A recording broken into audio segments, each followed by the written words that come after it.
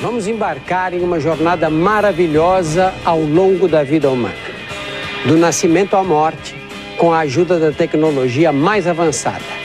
Será uma viagem contada a partir de uma perspectiva única, nas profundezas do corpo humano.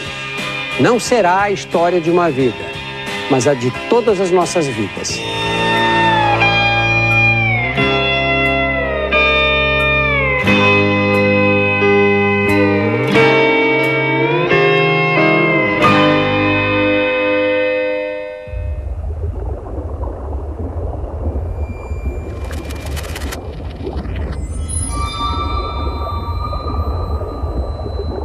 Quarenta semanas depois que o espermatozoide fecundou o óvulo, uma nova vida foi criada. Uma simples célula deu origem a um bebê completamente formado. Agora, a tranquilidade do útero materno está para ser quebrada. Estamos à beira do parto. Todos nós vivemos essa experiência, mas é impossível lembrar o que sentimos no momento em que nascemos. O que os cientistas sabem é que nosso organismo sofre uma descarga de adrenalina mais intensa do que a de um ataque cardíaco. Essa adrenalina nos ajuda a sobreviver. É ela que força nossos pulmões a respirar pela primeira vez. Pulmões ainda cheios de líquido amniótico. Nesse instante, corremos o risco de morrer afogados. Os músculos que precisamos contrair para respirar, de repente entram em espasmo. Nossos pulmões despertam para a vida e inspiramos pela primeira vez. É a respiração mais importante de nossas vidas.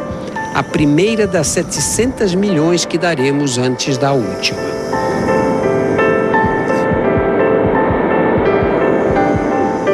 O ar chega à traqueia e percorre os bronquíolos, que se dividem em bronquíolos cada vez mais finos, até desembocar nos alvéolos pulmonares, pequenas formações em forma de saco, onde o oxigênio é absorvido e o gás carbônico eliminado.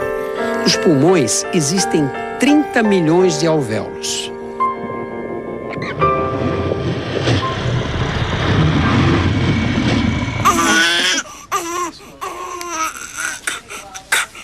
Agora, o cordão umbilical que nos unia ao corpo materno é cortado. Pela primeira vez, estamos por conta própria.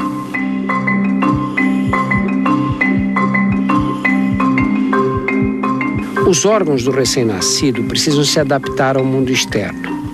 É uma tarefa desafiadora e cheia de riscos.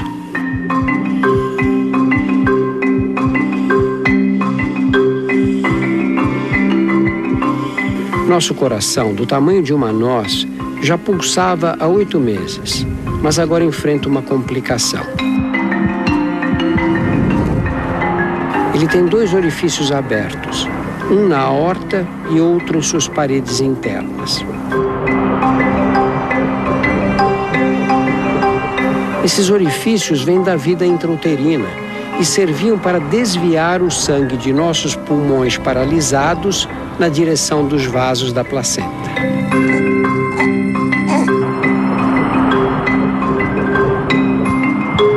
Mas agora que os pulmões funcionam, os 2 orifícios são fechados para sempre.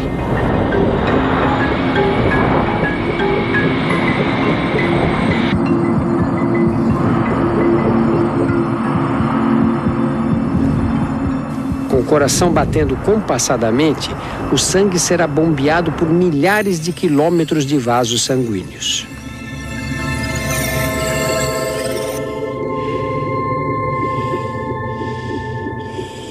O fígado realiza mais de 500 funções, da eliminação de toxinas à produção de calor.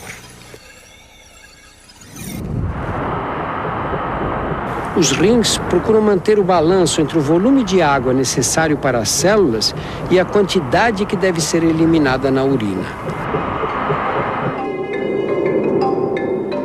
O intestino está repleto de células mortas e de líquido amniótico digerido. É o mecônio.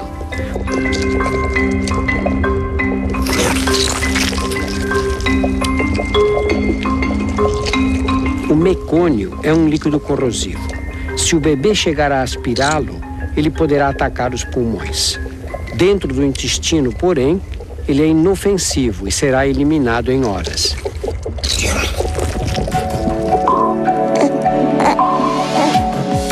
Os primeiros goles de leite aceleram esse processo.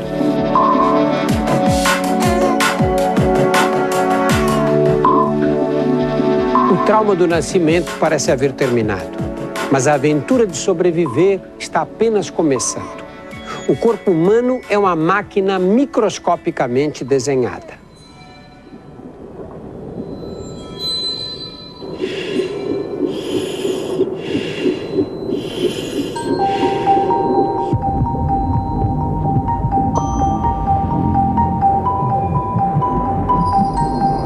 Nossos órgãos são formados por bilhões de células que trabalham em harmonia.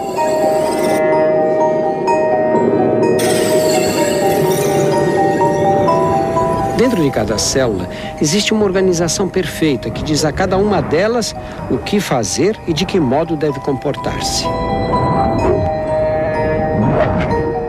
No interior do núcleo celular está enovelado nosso DNA, estrutura única de cada um de nós.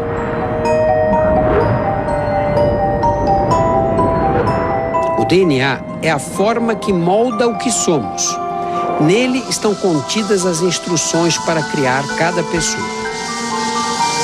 O DNA não determina apenas nossa aparência física, mas também estabelece os limites de duração de nossas vidas. Decide quando devemos crescer, desenvolver-nos, envelhecer e até a hora de nossa morte. Mas o DNA não é tudo. A vida sofre o impacto do ambiente e das pessoas com quem convivemos. Com alguns dias de vida, tudo o que fazemos é por instinto, até mamar. O leite materno fornece todos os nutrientes necessários. Bebemos meio litro por dia. Mas o leite é muito mais do que um superalimento. Ele nos protege de um perigo invisível. Em toda parte existem bactérias potencialmente mortais.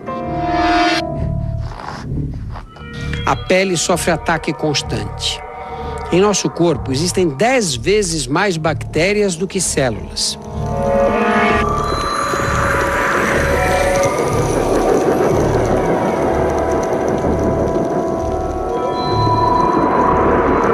O sistema imunológico subdesenvolvido ainda não tem forças para vencer as infecções.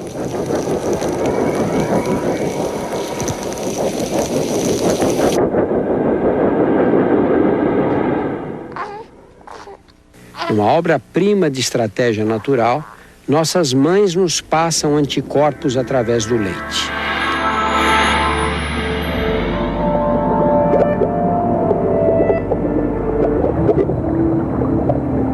Até que nosso sistema imunológico amadureça, ela nos mantém saudáveis. A amamentação cria laços tão profundos entre a mãe e o filho que servirão para guiá-lo ao longo da infância e até da vida adulta.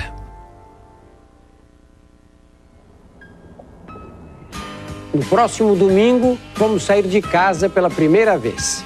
O mundo em nossa volta começa a fazer sentido.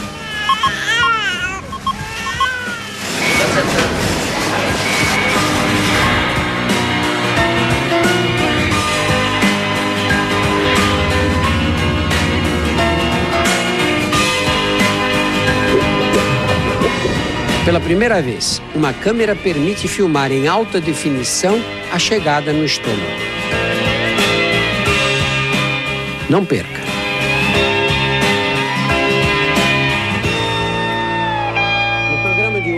vamos mostrar como se desenvolvem nossos 5 sentidos: olfato, audição, visão, tato e paladar.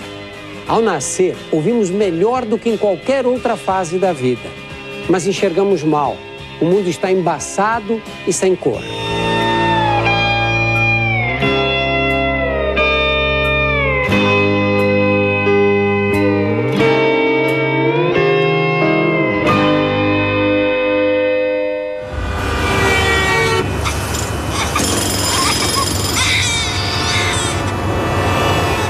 Nessa idade, uma simples ida ao supermercado é uma sobrecarga de estímulos. O ambiente é barulhento, cheio de luzes e de cheiros. No interior do nariz, os nervos olfativos recebem as correntes de ar que respiramos. Eles detectam as moléculas dos objetos que nos cercam e enviam um sinal elétrico para o cérebro. O cérebro interpreta esses sinais como cheiros e nos transmitem a sensação olfativa. O olfato é muito sensível. Aprendemos depressa a reconhecer odores e a identificar nossas mães com o nariz. O mundo em nossa volta é cheio de ruídos. Ondas sonoras fazem vibrar essa estrutura que você vê esbranquiçada. É a membrana do tímpano. As vibrações são transmitidas para dentro do ouvido, onde estão situados 3 ossos minúsculos: martelo, bigorna e estribo, os menores ossos do corpo humano. Cabem na ponta de um dedo e ficam do mesmo tamanho pelo resto da vida. Esses ossinhos amplificam as vibrações transmitidas pela membrana do tímpano. Amplificam 22 vezes o volume do som.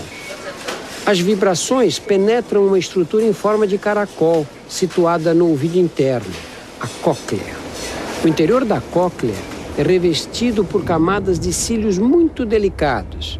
Medem 200 vezes menos do que um fio de cabelo. Quando as ondas sonoras passam, eles vibram. Com o passar do tempo, sons mais intensos lesarão progressivamente os cílios.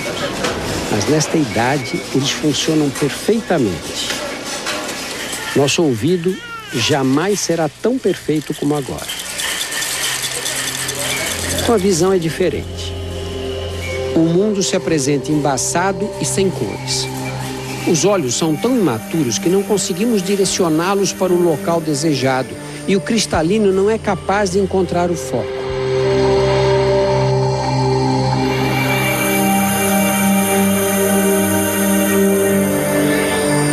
Os bebês não conseguem enxergar cores porque a retina, a camada situada no fundo do olho, também está imatura.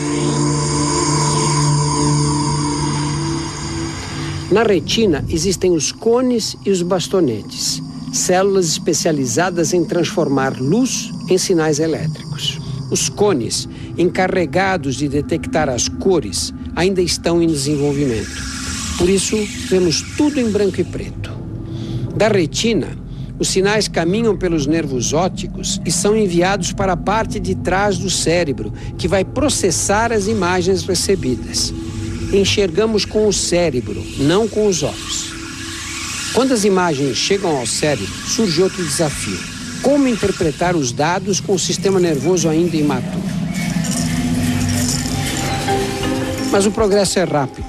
Aos 2 meses, conseguimos distinguir cores e sombras. Aos 4, identificar faces. E aos 8 meses, nossa visão está completa. Os olhos sofrem outra transformação extraordinária. Quando nascemos, eles estão azulados. Gradualmente, as células da íris, a menina dos olhos, começam a produzir pigmentos que a escurecem.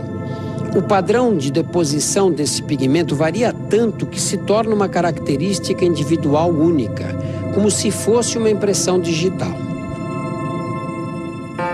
Nos primeiros 3 meses, crescemos 1/4 de nosso peso a cada mês. Felizmente, esse processo não dura muito. Se persistisse, aos 4 anos pesaríamos 134 toneladas, tanto quanto uma baleia azul.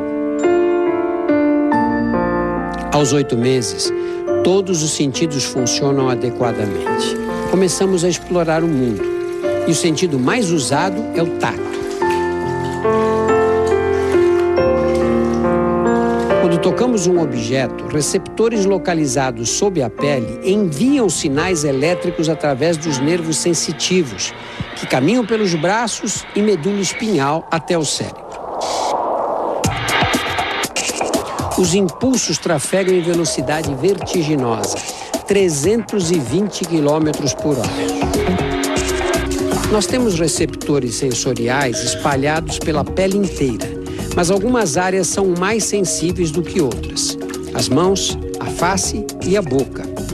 Existem 9.000 receptores apenas na língua. É por isso que os bebês usam a boca para explorar o mundo.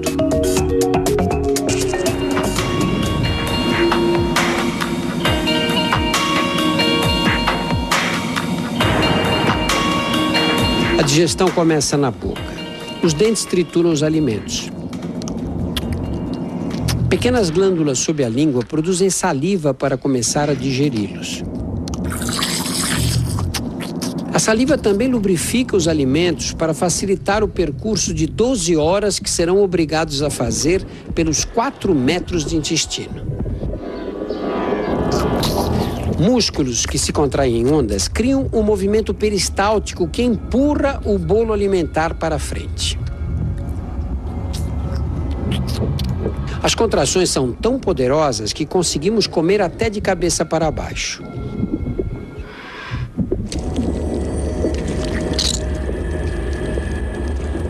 Pela primeira vez, uma câmera permite filmar em alta definição a chegada no estômago. O estômago é um reservatório com paredes musculares que se contraem para transformar os alimentos em líquido, com a ajuda do suco gástrico, muito ácido.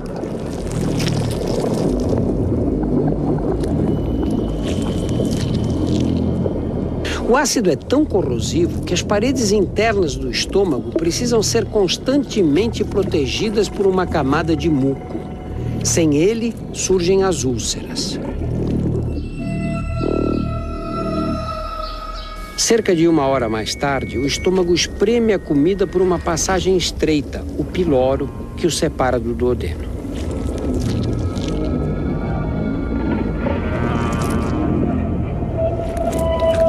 O duodeno é a primeira porção dos 3,5 metros de alças que constituem o intestino fino, onde serão absorvidos os principais nutrientes.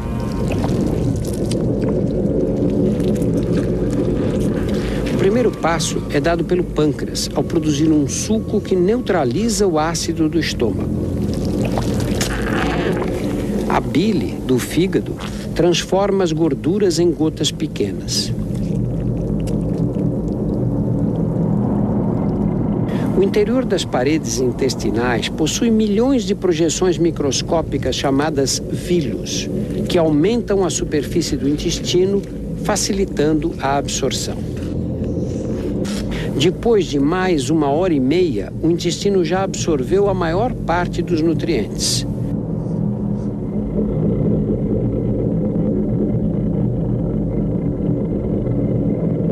O que sobra chega ao intestino grosso através da válvula iliocecal. Essa válvula impede que os alimentos voltem no sentido inverso.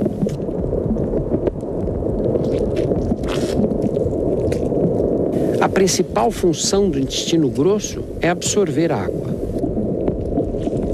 O que sobra é uma mistura de restos alimentares, células mortas e bilhões de bactérias. As bactérias do intestino grosso não causam infecção. Elas são importantes porque produzem as enzimas que quebram os carboidratos complexos que o intestino não conseguiu digerir.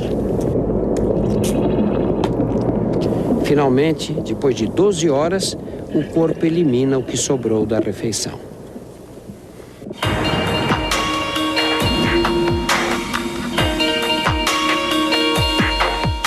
Ao nascer, nossos ossos são flexíveis como as cartilagens para facilitar a passagem pelo canal de parto.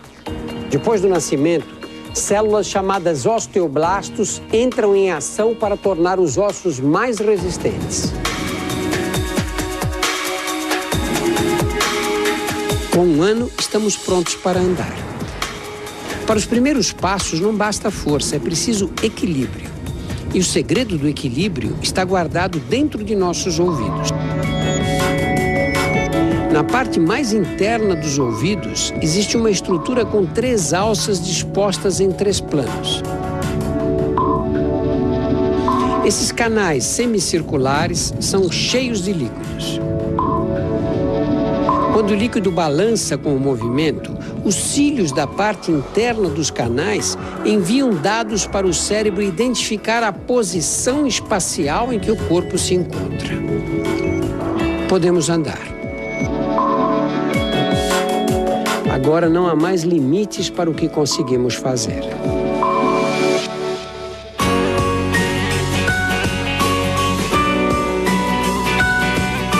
Na próxima semana, a infância. Vamos explorar o mundo aqui no Fantástico. Não perca!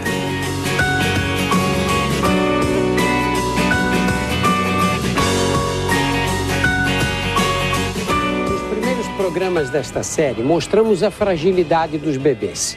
Alguns mamíferos dão os primeiros passos assim que nascem. Nós levamos meses para enxergar direito e 1 ano ou mais para andar. Mas ao redor do primeiro aniversário, desenvolvemos a habilidade que nos distingue dos outros animais. Aprendemos a falar.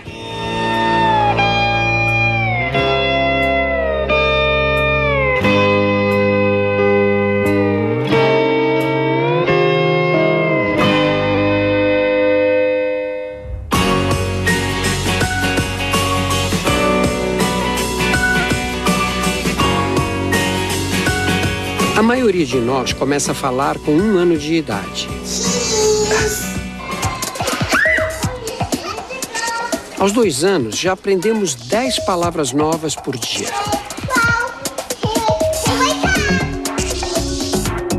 Esta é a área do cérebro envolvida no processamento da linguagem. É chamada área de Broca. Por meio dela, criamos sentenças e expressamos pensamentos complexos.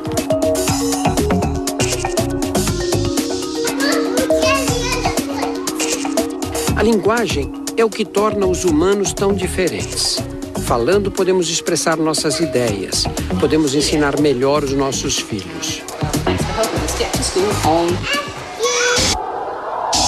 À medida que nosso cérebro se desenvolve, ganhamos outras qualidades únicas de nossa espécie.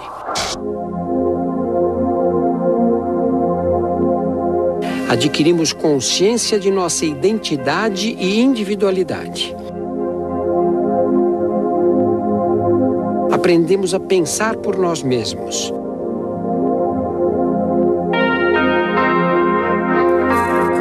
E formamos memórias que nos acompanharão por toda a vida.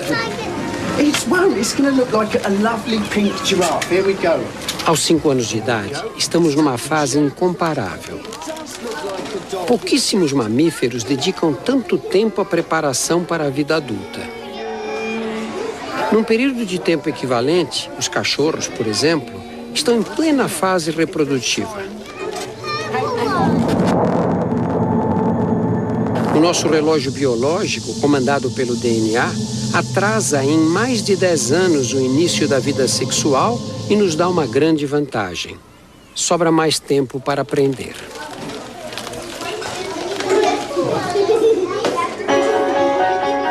A infância humana é totalmente direcionada para o aprendizado. Nosso cérebro é uma estrutura com mais de 100 bilhões de células nervosas, chamadas neurônios. A energia trocada entre eles seria suficiente para manter uma lâmpada acesa o dia inteiro. Os neurônios se comunicam através de impulsos elétricos.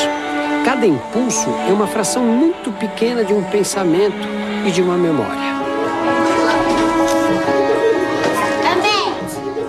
Quando ouvimos uma palavra nova, nossos ouvidos convertem o som em impulsos elétricos que serão enviados para o cérebro. Podemos aprender porque os neurônios estão constantemente se modificando, formando novas conexões. Eles não se ligam diretamente uns com os outros, como os fios de eletricidade dos postes. deixam sempre um espaço livre, microscópico, no ponto em que se conectam. Esse espaço livre é a sinapse. Para que o impulso elétrico não seja interrompido ao atravessar a sinapse, eles liberam substâncias químicas, os neurotransmissores. Aprender é criar novas conexões entre neurônios. Memorizar é reforçar essas conexões através da repetição. Quanto mais repetimos, mais inesquecível a memória se torna. Quando queremos lembrar de um acontecimento, somos obrigados a colocar em ação os mesmos neurônios que entraram em atividade quando se formou a memória desse fato.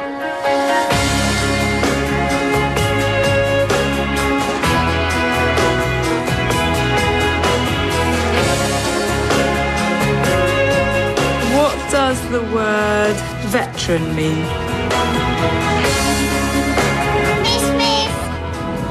Aos 9 anos de idade, o cérebro cresce muito depressa e milhões de novas conexões são construídas o tempo todo.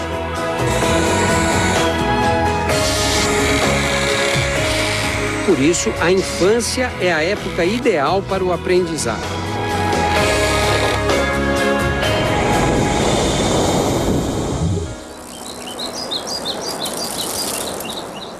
Não é só na sala de aula que as crianças aprendem. Aprender também é experimentar e se arriscar de vez em quando.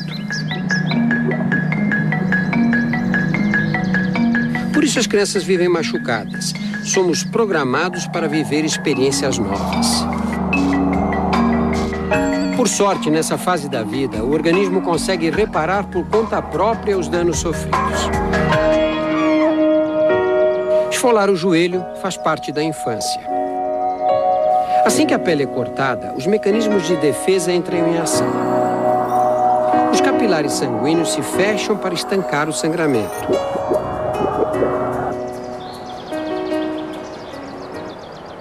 Ao mesmo tempo, as plaquetas, células existentes na circulação, migram para o local e formam uma placa viscosa que também ajuda na cicatrização. É o coágulo.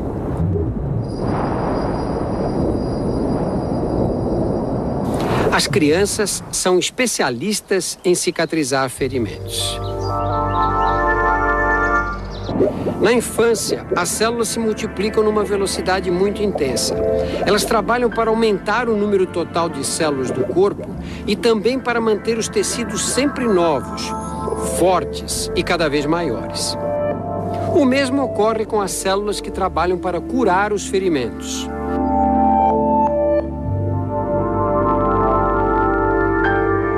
São tão competentes que muitas cicatrizes desaparecem para sempre.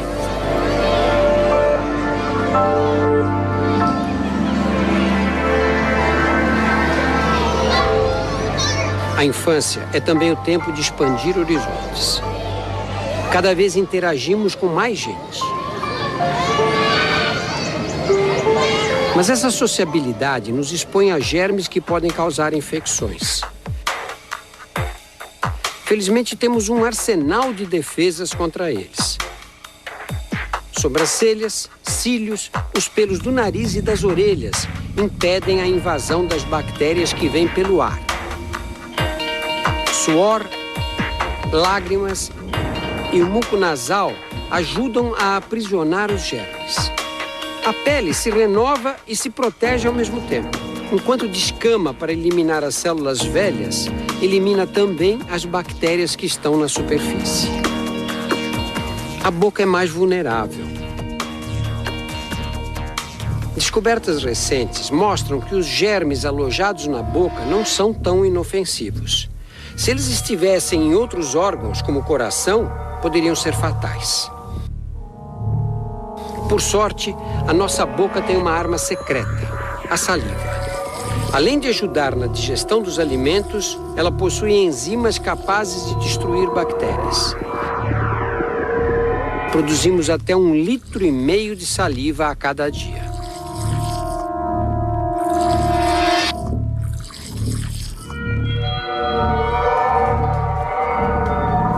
Quando um germe, como o vírus da catapora, quebra essas barreiras externas, o sistema imunológico precisa reagir depressa. Milhões de vírus microscópicos viajam pela corrente sanguínea. Eles sequestram células de nosso corpo e as obrigam a produzir milhares de cópias idênticas a eles. Quando as células sequestradas se rompem, liberam novos vírus que se espalham pelo organismo.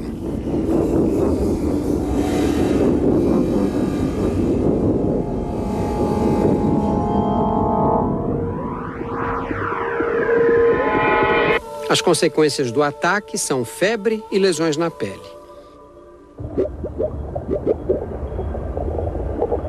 A febre é um sinal de que as defesas contra-atacam. Os vírus param de se reproduzir quando a temperatura do corpo aumenta.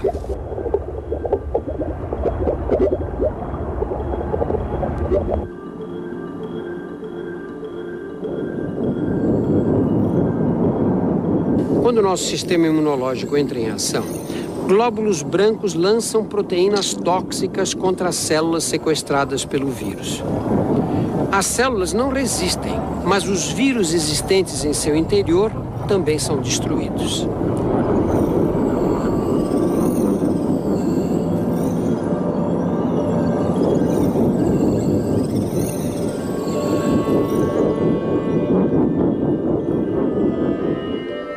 As lesões da pele contêm os destroços dessa guerra, vírus mortos e restos das células que morreram. Pode ser desagradável, mas contrair algumas doenças infecciosas nessa fase da vida é vital para o desenvolvimento do sistema imunológico. O organismo cria anticorpos que serão de grande valia no futuro. Antes, sobrevivíamos às custas dos anticorpos que recebíamos passivamente através do leite de nossas mães. Agora somos capazes de fabricá-los por conta própria. Se entrarmos em contato com o mesmo germe pela segunda vez, os anticorpos atacarão imediatamente. Os glóbulos brancos destruirão os inimigos antes que eles proliferem. Por isso, a infância é a época ideal para a vacinação. Nas vacinas, usamos germes atenuados ou fragmentos deles. Os anticorpos criam uma imunidade semelhante àquela que seria adquirida se tivéssemos a doença. Ficamos protegidos. Aos 11 anos, a infância está perto do fim. Estamos prestes a sofrer uma das maiores mudanças de nossas vidas. No próximo domingo, entraremos na adolescência, aqui no Fantástico. Não perca!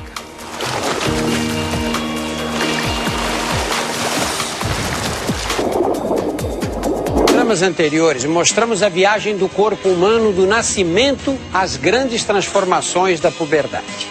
Nas primeiras 2 décadas de vida, multiplicamos nossa altura por 4. Nosso peso aumentou 21 vezes. Já digerimos 9 toneladas de comida. O coração deu 1 bilhão de batidas. Os pulmões respiraram 200 milhões de vezes. Agora somos adultos. As escolhas que fizermos nessa fase vão ter consequências pela vida inteira.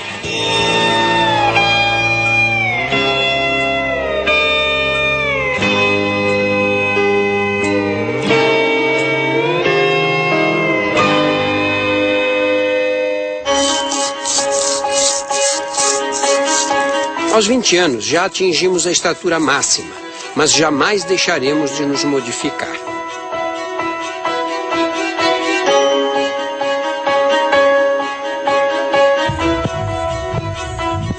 Trilhões de células formam nossos órgãos e tecidos. Com o passar do tempo, elas ficam lesadas ou envelhecem. Todos os dias, novas células crescem e se dividem para substituir as antigas. Órgãos inteiros são renovados. Praticamente a cada 2 anos, renovamos o corpo inteiro. Alguns tecidos são renovados ainda mais depressa. É por isso que precisamos vir aqui. Os cabelos são feitos de células da pele modificadas. Cada fio é formado num folículo que fica dentro da pele. Aqui nascem essas células alteradas que logo morrem quando novas células as impulsionam para cima e nosso cabelo cresce. E cresce muito. A cada ano fabricamos incríveis 11 quilômetros de pelos e cabelos por todo o corpo. Não depende da nossa vontade.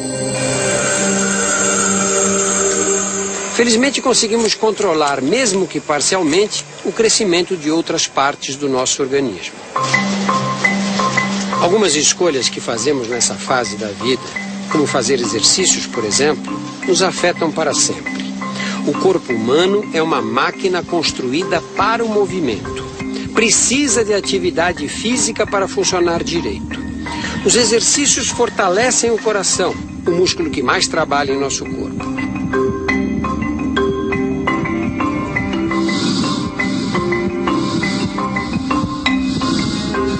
As contrações bombeiam mais sangue. O coração pode bater mais devagar.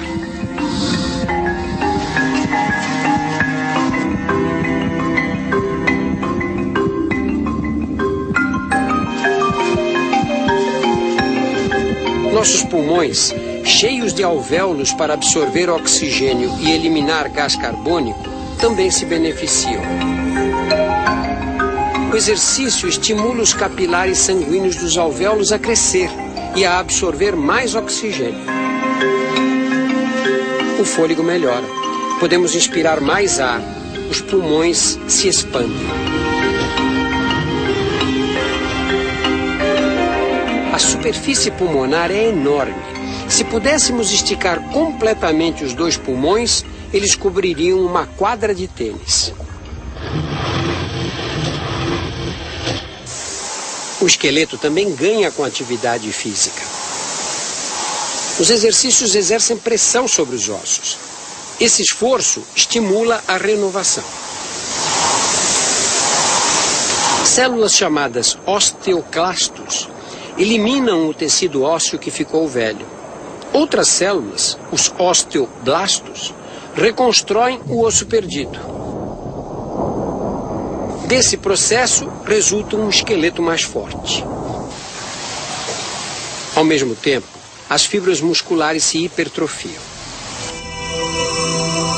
Através de uma tecnologia avançada de computação, podemos ver os 650 músculos do corpo humano.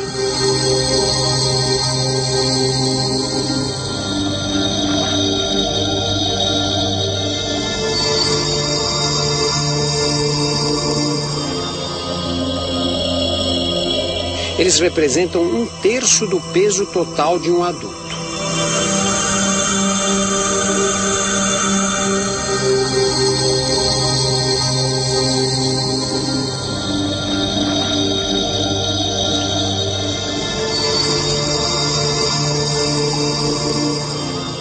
Músculos são pacotes de fibras. Algumas atividades espalham e separam as fibras. Depois, quando as células tentam reparar esse dano, acabam adicionando material extra.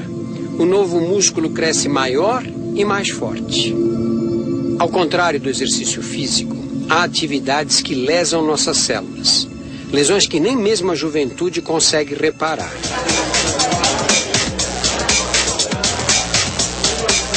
Festas fazem parte da vida aos 20 anos.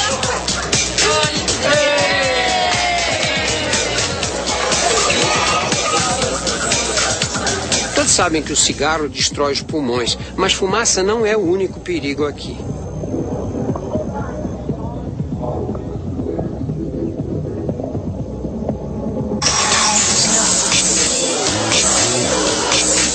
Desde que nascemos, a audição é prejudicada pelos ruídos mais intensos.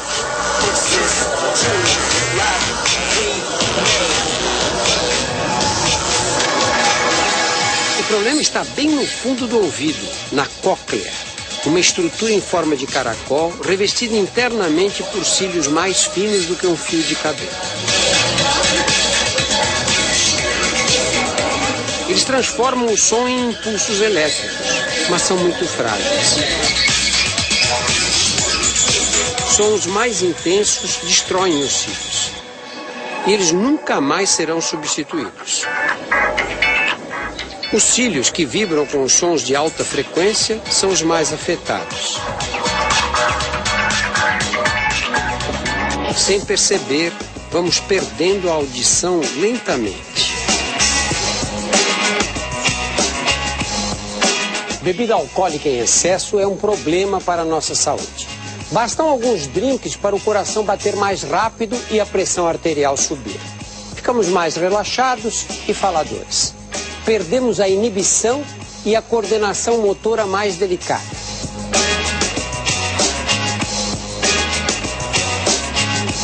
Beber com os amigos faz parte da rotina da maioria dos jovens aos 20 anos. Isso é importante para a nossa formação social, mas ficamos vulneráveis a um veneno para o nosso corpo.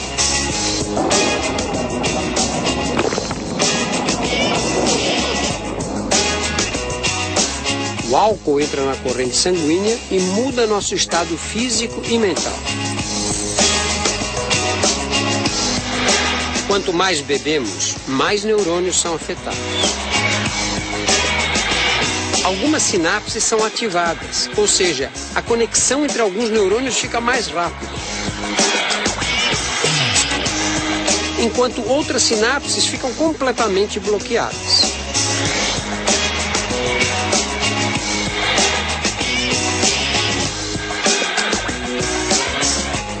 O álcool também engana os neurônios. Faz o cérebro pensar que estamos inundados de água.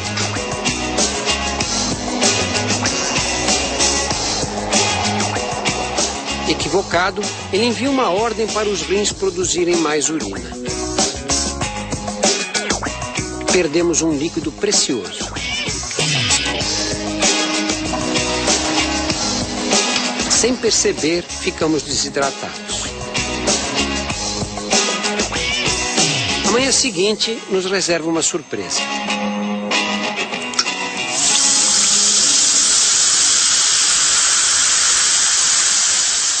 Acabada a festa, é o fígado que precisa pôr ordem na casa. O fígado é o centro de controle químico do corpo. Realiza mais de 500 funções. Uma delas é a de eliminar as substâncias tóxicas ingeridas durante a bebedeira. Esse processo de desintoxicação exige água, bastante água. Para o fígado, não importa de onde ela venha. Como 75% do cérebro é composto de água, quando o fígado precisa dela, é o cérebro que sofre. Surge a dor de cabeça característica da ressaca. O melhor remédio para curá-la é beber água, muita água.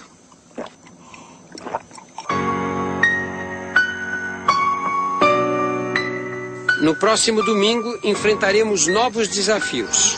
É hora de encontrar o amor e de ter filhos, aqui no Fantástico.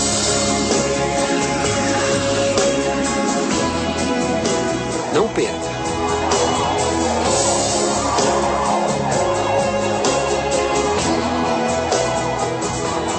É hora de ter filhos. Podemos pensar que a atração sexual seja um fenômeno físico ou social, mas boa parte dela depende da biologia. Usamos os olhos para escolher nossos parceiros, mas o olhar não é tudo. A atração depende do olfato.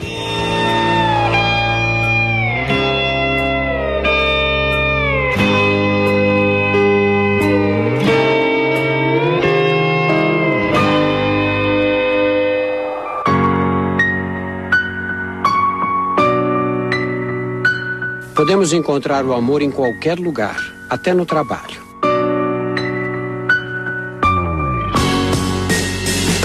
De repente, alguém nos parece muito mais interessante do que os outros. Os românticos dizem que estar apaixonado é um capricho do coração. Mas, na verdade, o segredo da paixão se acha guardado no interior, lá no fundo de nosso nariz. No nariz, os nervos olfativos fazem mais do que reconhecer os cheiros dos ambientes. Sem percebermos, eles também detectam e analisam as características de uma substância química liberada junto com o suor das pessoas que nos cercam: os ferormônios. Por incrível que pareça, os ferormônios carregam informações detalhadas sobre nossa genética, saúde e capacidade de resistir a doenças. Na hora da paquera, o cérebro analisa esses sinais para nos ajudar a escolher a pessoa com os melhores genes. Genes que aumentem as chances de sobrevivência dos filhos que estarão por vir. Apaixonar-se é muito mais do que viver emoções intensas. A paixão é química. Quando avistamos a pessoa querida, liberamos a adrenalina na circulação. Por trás de um olhar apaixonado está sempre uma descarga de adrenalina. O coração bate descompassado. Perdemos o sono. À medida em que o namoro avança e nos arrebata, entra em cena a dopamina, um neurotransmissor que nos traz sensação de bem-estar. A dopamina é tão potente quanto a cocaína. Ela nos leva à euforia e causa dependência. Queremos ficar cada vez mais perto da pessoa amada.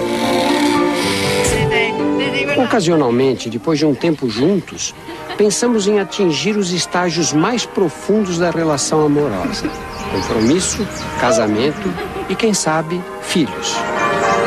Apostamos num relacionamento para durar a vida inteira.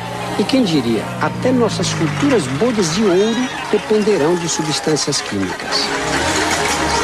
O relacionamento íntimo e duradouro só existirá se a química for favorável. Sexo não é apenas uma fonte de prazer ou um meio de ter filhos. Sexo causa encantamento e reforça a ligação entre os amantes. Durante o orgasmo, nossas hipófises inundam a circulação com ocitocina, o hormônio que estreita laços afetivos. É o mesmo hormônio que liga o bebê à mãe. Quanto mais sexo, mais ocitocina, mais ligados a outra pessoa nos sentimos.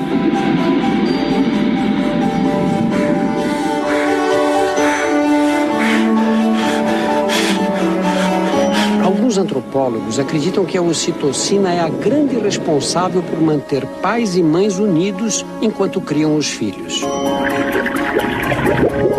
União importante para garantir a sobrevivência das crianças. Sem ela, talvez a espécie humana não teria chegado aos dias atuais. Em nossa viagem fantástica chega um dos momentos mais incríveis de nossas vidas: a hora de ter filhos.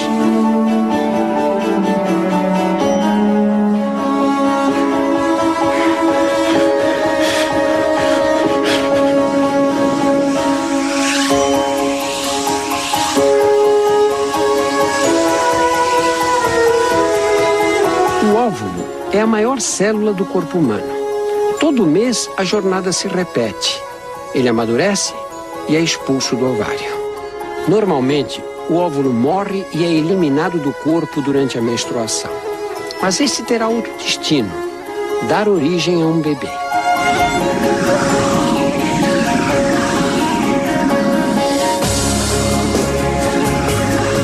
O espermatozoide é a menor célula do corpo. 300 milhões de espermatozoides invadem a vagina durante a ejaculação.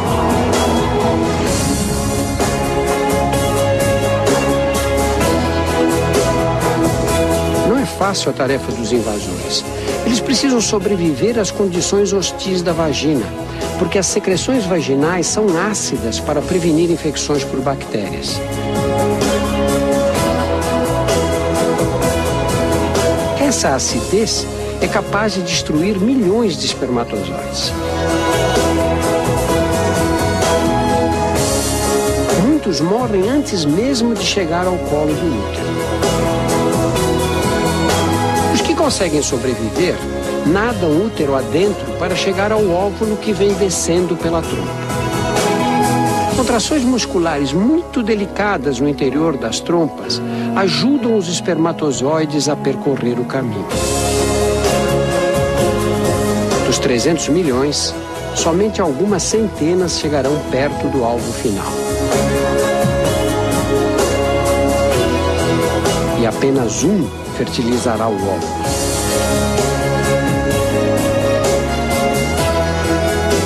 É a seleção natural em sua essência, a sobrevivência do espermatozoide mais forte, mais apto, do que carrega o melhor DNA para transmiti-lo aos descendentes.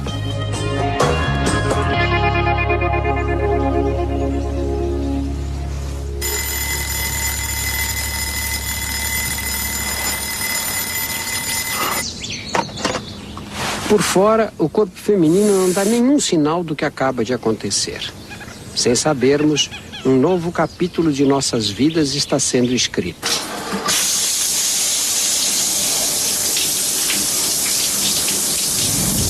Nas próximas 40 semanas, uma única célula vai se transformar num bebê.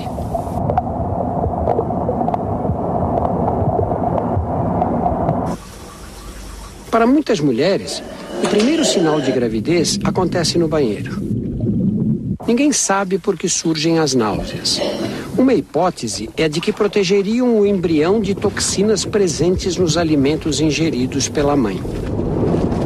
Essas toxinas podem ser inimigas numa fase crítica do desenvolvimento embrionário. Outros dizem que o enjoo seria um efeito colateral do sistema imunológico da mãe, que tenta combater o corpo estranho que cresce em seu útero.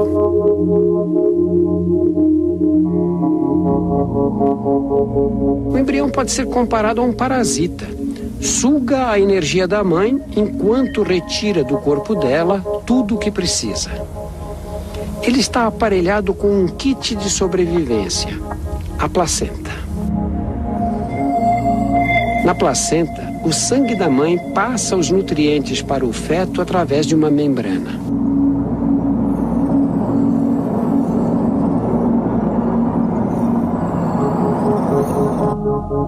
Graças a essa nutrição constante, o bebê cresce mais de 850 gramas em 10 semanas.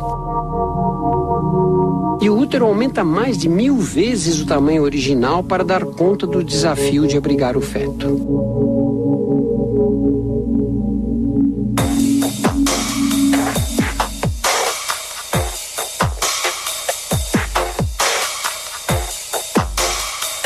A barriga cresce.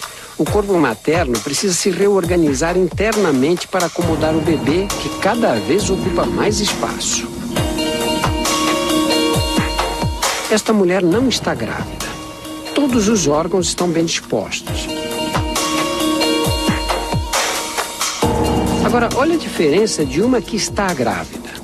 Os órgãos ficam apertados nas costas ou pressionados contra o tórax. E não é simples questão de espaço. Além de estar comprimidos, eles precisam trabalhar em dobro. Os pulmões e o coração são exigidos como nunca. Para abrir mais espaço, os músculos e os ligamentos da coluna ficam relaxados e se curvam.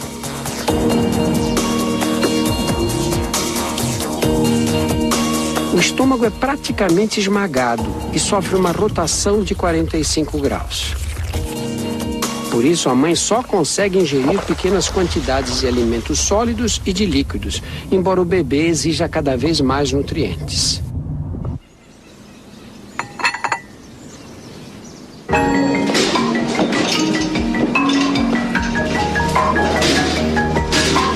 Finalmente, depois de 9 meses, chegou a hora.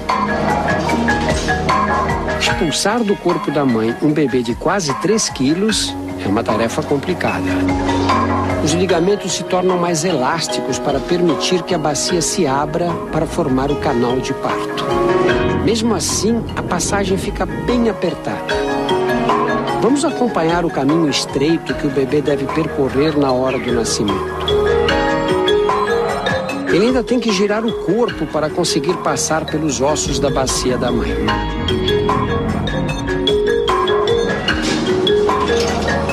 Às vezes esse caminho é estreito demais e a única opção para um parto seguro é a cesariana.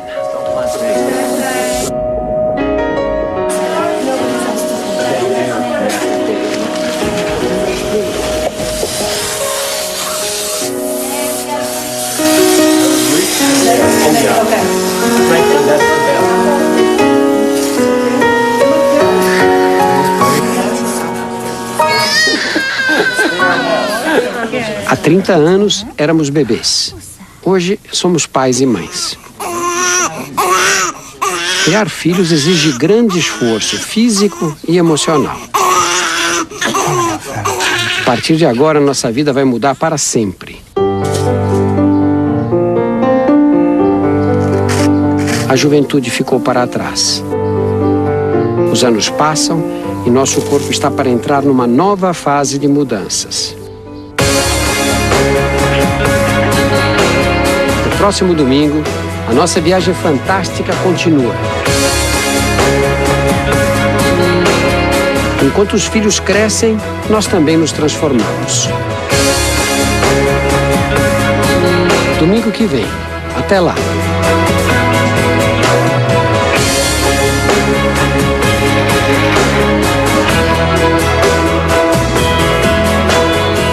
Nossas vidas jamais serão como antes.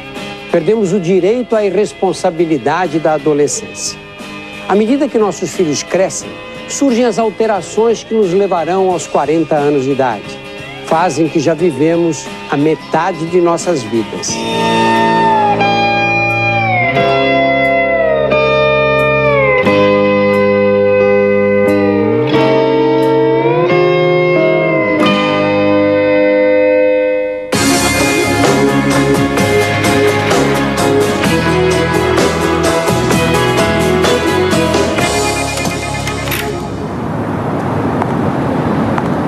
Nessa idade, o corpo humano atingiu a maturidade. Já vivemos dias em que fomos mais fortes e mais ágeis. Doors closing. Anos atrás, começamos a envelhecer. Mas só agora, aos 40, percebemos as marcas do tempo. Nossa aparência mudou.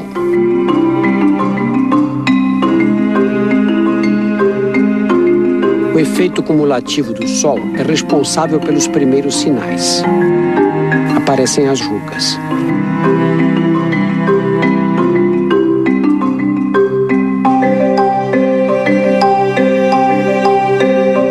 Desde o nascimento, nossa pele é renovada num ritmo alucinante.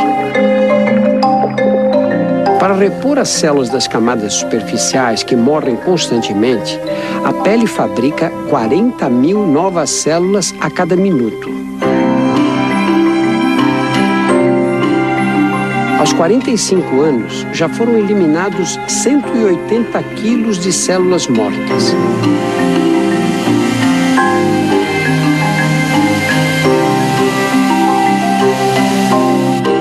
A renovação é tão rápida que as células mais velhas de nossa pele não têm mais do que 1 mês de idade. Mas a causa das rugas não são as células danificadas. As rugas se tornam mais nítidas por causa das fibras do tecido que dá suporte à pele, o colágeno. A radiação ultravioleta do sol dispara uma reação em cadeia que degrada o colágeno. As fibras se tornam mais finas e quebradiças.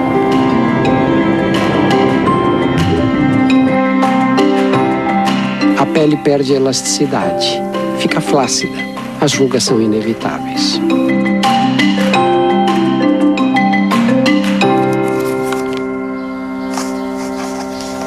A visão também se modifica.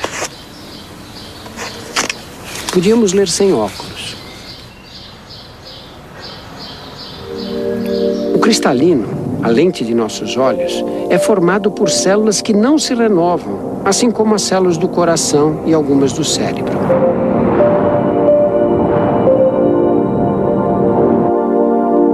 Elas permanecem as mesmas do nascimento até a morte. Com a idade, o cristalino se torna mais rígido, com mais dificuldade para focalizar.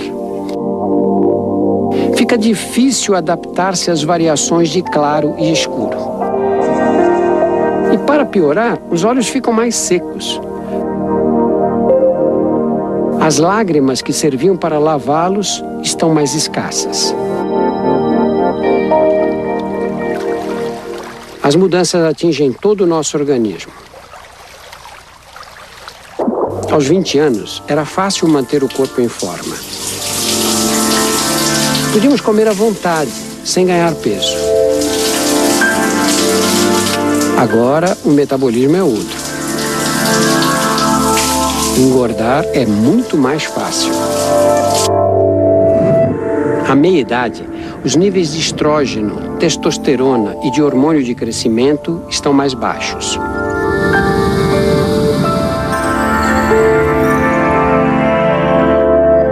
Como consequência, perdemos massa muscular.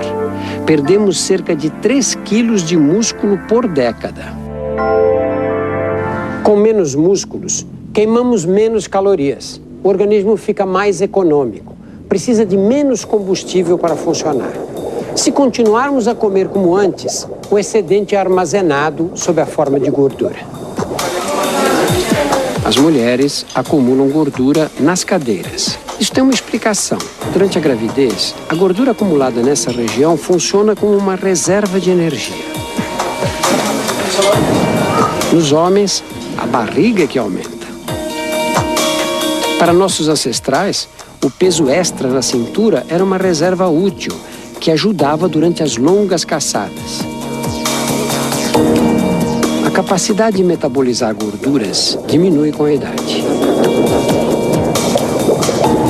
O mecanismo é controlado por pequenas estruturas que existem dentro das células, as mitocôndrias.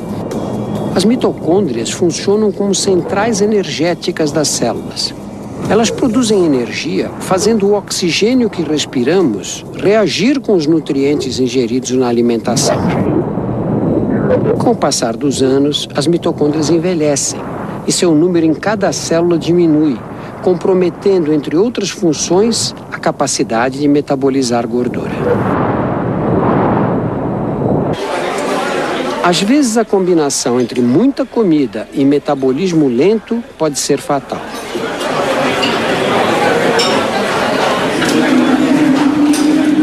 O abdômen avantajado é mais do que um problema estético. A gordura que se vê por fora reflete o acúmulo nos espaços entre os órgãos internos. E a gordura pode invadir cada espaço livre dentro do corpo. Pela primeira vez, uma câmera consegue mostrar em alta definição a extensão dos depósitos de gordura no interior da cavidade abdominal. Tudo que você vê em amarelo é gordura. Aqui o intestino está quase todo encoberto. A gordura não se deposita apenas nas cavidades internas. Ela o faz também e mais perigosamente no interior das artérias. Esses depósitos diminuem o diâmetro dos vasos sanguíneos e dificultam a passagem do sangue. O coração precisa bombear com mais pressão para vencer a resistência.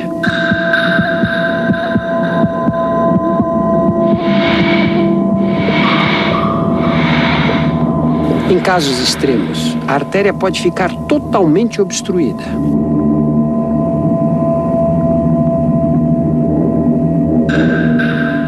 Quando isso acontece com as coronárias que irrigam o coração, o músculo cardíaco privado de oxigênio entra em espasmo. É o ataque cardíaco, principal causa de morte no Brasil.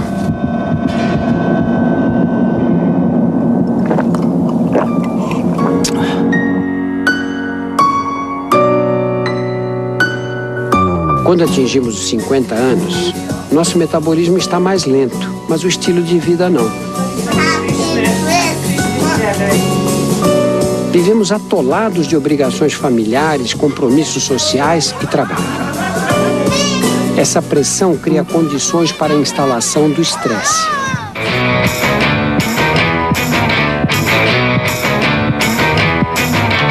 Reconhecer os sinais externos do estresse é fácil. Mãos geladas, respiração ofegante, palidez na face, sensação de cabeça vazia.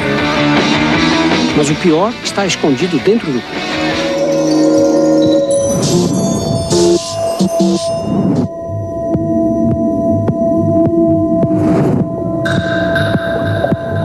As glândulas suprarrenais jogam adrenalina e cortisol na corrente sanguínea. Esses hormônios fazem os músculos contrair, as artérias fecharem e o coração bater mais rápido. A pressão arterial sobe.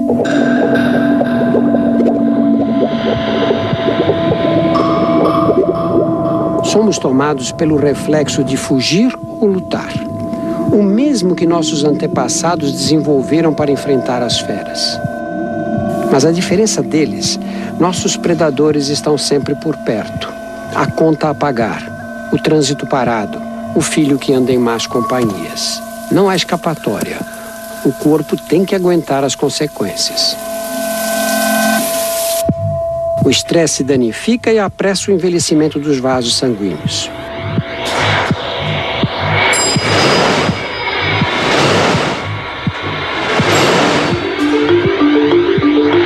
A pressão alta agride as células do revestimento interno das artérias. Elas se tornam menos elásticas, endurecidas.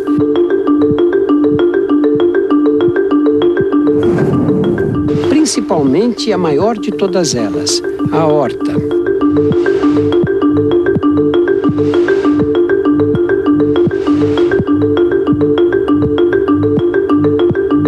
É um ciclo vicioso.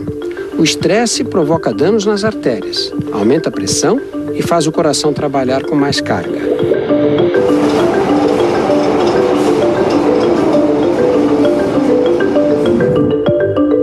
Quanto mais endurecidas ficam as artérias, mais difícil lidar com os efeitos do estresse.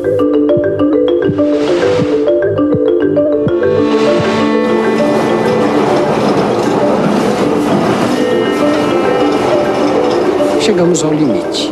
O coração se hipertrofia para empurrar o sangue por um caminho estreito e danificado.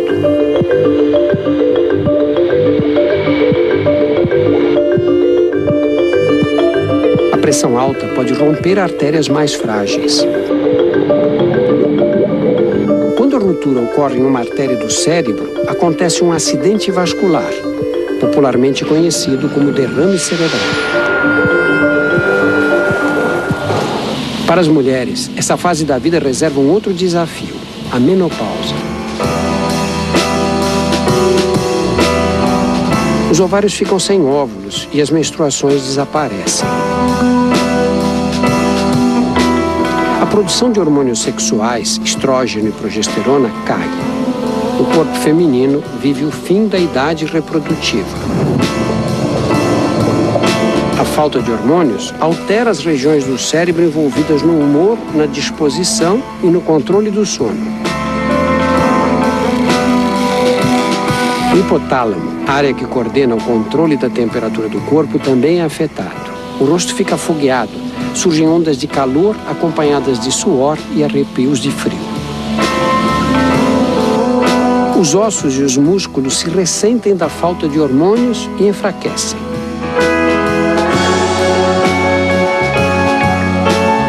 O corpo da mulher passou a vida acostumado com os hormônios sexuais.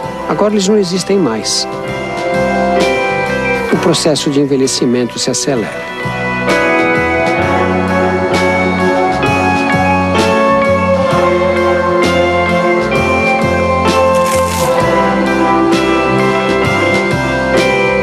Enquanto os filhos saem de casa e nós nos aposentamos, nosso corpo entra em mais uma fase de mudanças.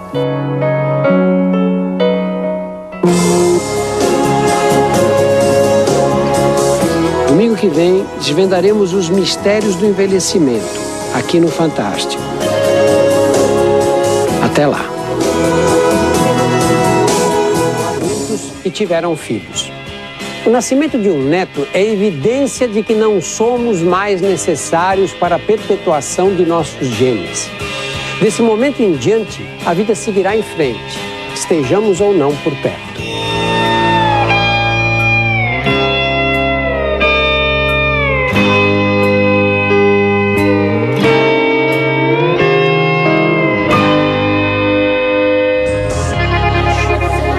Em 70 anos, uma recém-nascida se tornou avó ou bisavó. Quando nos aposentamos, a vida corre mais devagar. Nossos movimentos também estão mais lentos. Os sinais externos da idade ficam mais evidentes. E nossos sentidos menos sensíveis. Desde o nascimento, começamos a perder os cílios responsáveis pela captação dos sons no interior do ouvido. Nessa idade, já temos dificuldade para escutar os sons de alta frequência. Devagar, com o tempo, perderemos até os que captam frequências baixas. Os ossículos que transmitem as ondas sonoras da membrana do tímpano para dentro do ouvido endurecem. Fica difícil ouvir o que os outros falam.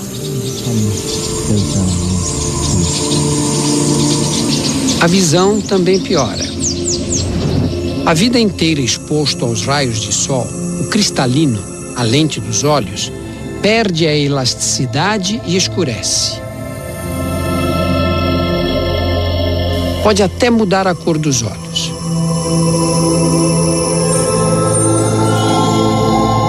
O cérebro precisa fazer acrobacias para compensar essas alterações.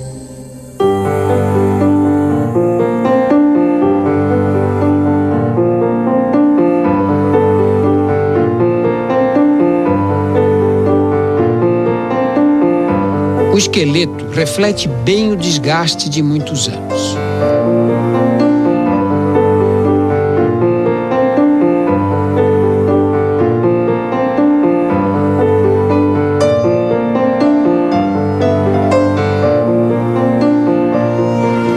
Os ossos continuam fabricando células novas para substituir as velhas, mas os osteoblastos já não dão conta de repor as células perdidas.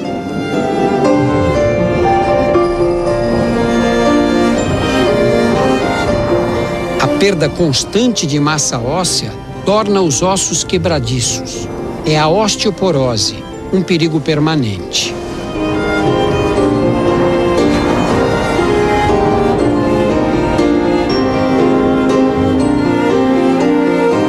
Sofrer uma fratura é muito mais fácil.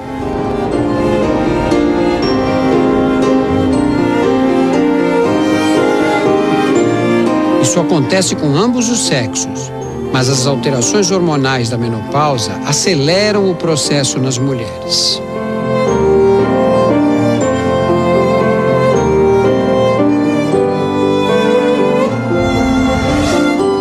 Por que a aparência de nosso corpo muda tanto entre os 40 e os 70 anos? É bem mais do que uma questão de uso e desgaste.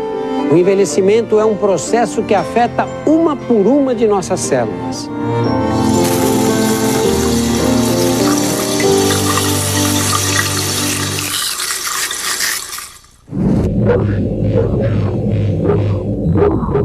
A cada dia, bilhões de nossas células se dividem em duas. Para isso, precisam duplicar o DNA e destinar uma cópia para cada célula filha. Enquanto as células mais velhas morrem, as recém-nascidas ocupam o lugar deixado por elas.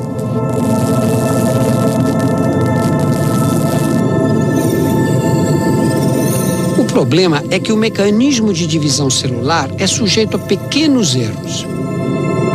Quando o DNA é copiado, as imperfeições contidas nele também são duplicadas. Cada um desses erros é transmitido às células filhas, às células netas e assim sucessivamente para todas as descendentes. É como nas fotografias. Cópias de cópias perdem a nitidez.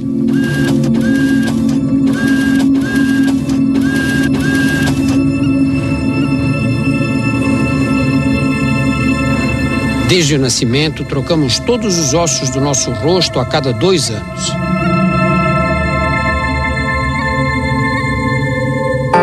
Aos 70 anos, nossa face é a 35ª cópia da que tínhamos ao nascer. A cada cópia, as imperfeições se tornam mais aparentes. É por isso que parecemos tão diferentes quando estamos mais velhos.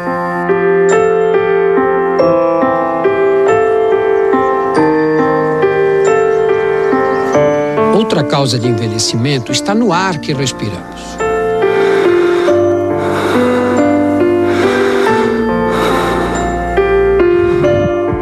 Sem oxigênio não podemos sobreviver, mas ele nos corrói lentamente.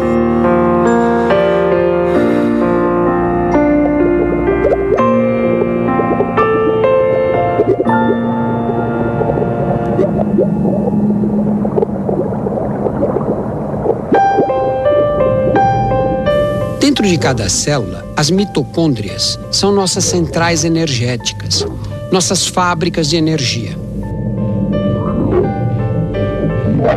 Elas combinam o oxigênio com os nutrientes para produzir a energia necessária ao funcionamento do organismo.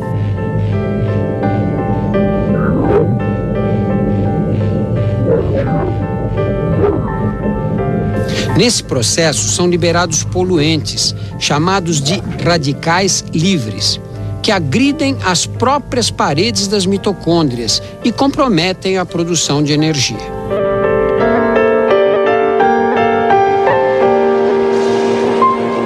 Como consequência, não conseguimos mais repor as células necessárias, nem corrigir os defeitos ocorridos em seu DNA. O funcionamento dos órgãos fica comprometido. Eles podem falhar.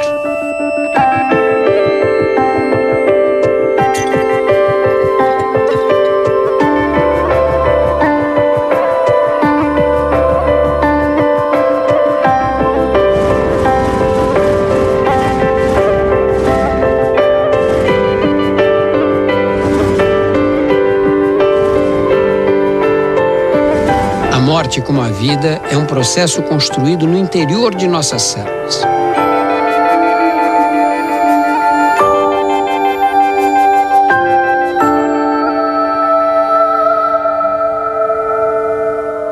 Da mesma forma que o DNA controla nosso desenvolvimento, também limita a duração de nossas vidas. Em cada cópia de si mesma, a célula perde um pequeno fragmento de DNA. Depois de bilhões de divisões, foi perdido tanto DNA que a capacidade de formar novas células fica comprometida.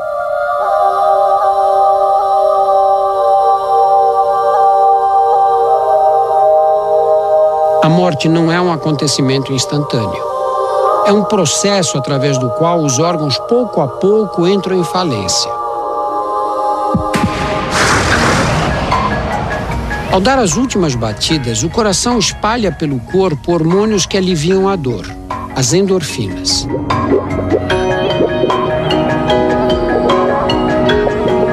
Sem oxigênio, os órgãos param de funcionar. Em 10 segundos, a atividade cerebral cai. Em 4 minutos, o cérebro será lesado irreversivelmente. Perderemos a condição humana. A audição é o último sentido a nos abandonar.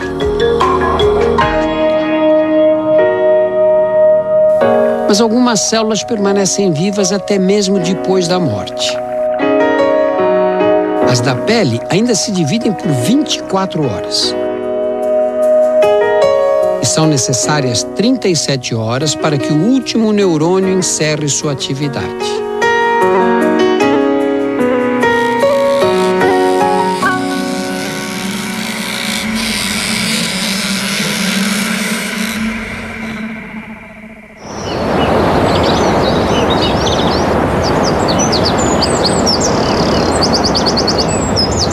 Para alguns de nós, a vida pode durar muito tempo.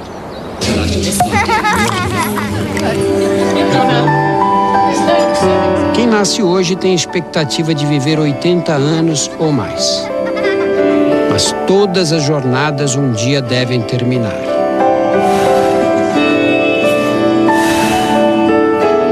Depois de nossa morte, nossos filhos e netos carregarão nossos genes no interior de suas células e vão transmiti-los para seus descendentes. Nossa vida continuará dentro deles. As memórias que deixamos também. Nossa viagem fantástica chegou ao fim.